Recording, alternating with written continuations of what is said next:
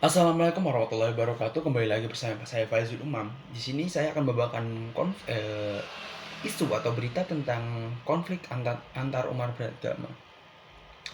Indonesia dikenal sebagai negara keberagaman agama dan budaya yang sangat tinggi, meskipun secara umum kerukunan antar umat beragama cukup terjaga. Konflik berbasis agama masih sering di terjadi di Indonesia sendiri.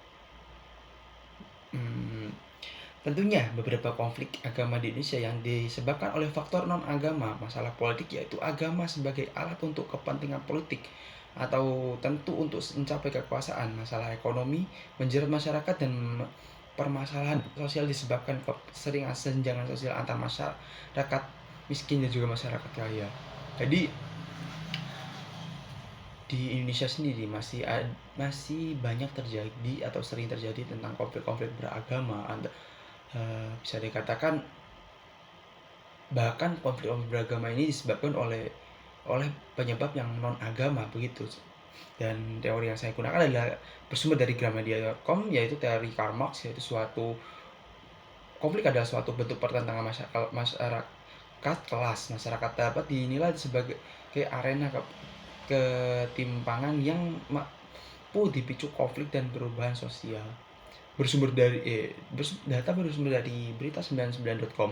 Konflik antar agama terjadi karena perbedaan keyakinan dan ego manusia terjadi di Indonesia. Perselisihan antar agama sudah terulang bertahun-tahun lamanya. Banyak kasus yang muncul dari setiap daerah, mau besar maupun kecil, dan parahnya hampir seluruhnya berawal dari argumen sepele. Dan ada beberapa contoh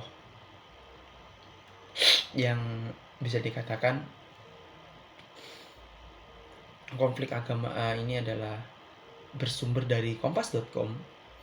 Kerusuhan ini berawal dari program transmisi ketika warga asal Bali masuk ke Lampung Selatan. Mereka mendirikan perkampungan Bali Nuraga, Bali Nung, dan Bali Napal. Konflik kemudian terjadi karena dua gadis dari penduduk desa Angmon terjatuh dari motor dan itu oleh warga desa Bali Nuraga. Di sini terjadi kesalahpahaman. Warga desa Bali Nuraga dianggap membantu korban sembari melakukan pelecehan. Akibatnya terjadi bentrokan antar warga desa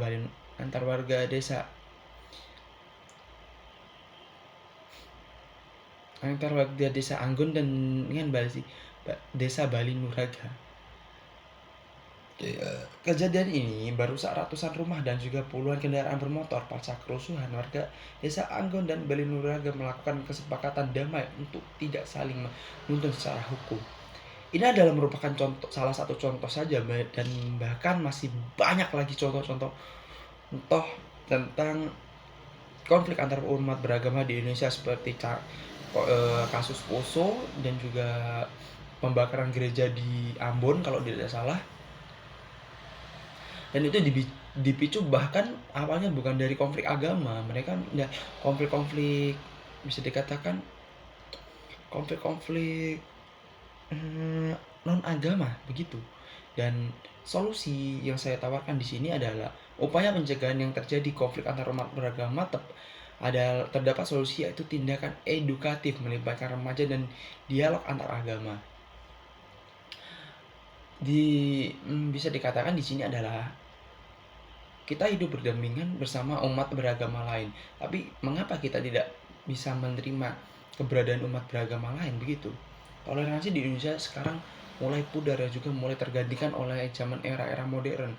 Maka kita harus bisa menyesuaikan dengan era tersebut agar toleransi yang ada di Indonesia tidak pudar. Seperti contohnya kita dapat melakukan diskusi bersama umat beragama lain, kita melakukan ngobrol santai dengan umat beragama lain atau lain sebagainya. Dan menurut saya perlunya adanya edukasi atau pengarahan agar masyarakat tidak mudah untuk mengambil keputusan sendiri dan menimbulkan kesalahpahaman sehingga terdapat kerusuhan, dan kerusuhan tersebut bisa mengakibatkan bahkan sampai adanya korban jiwa.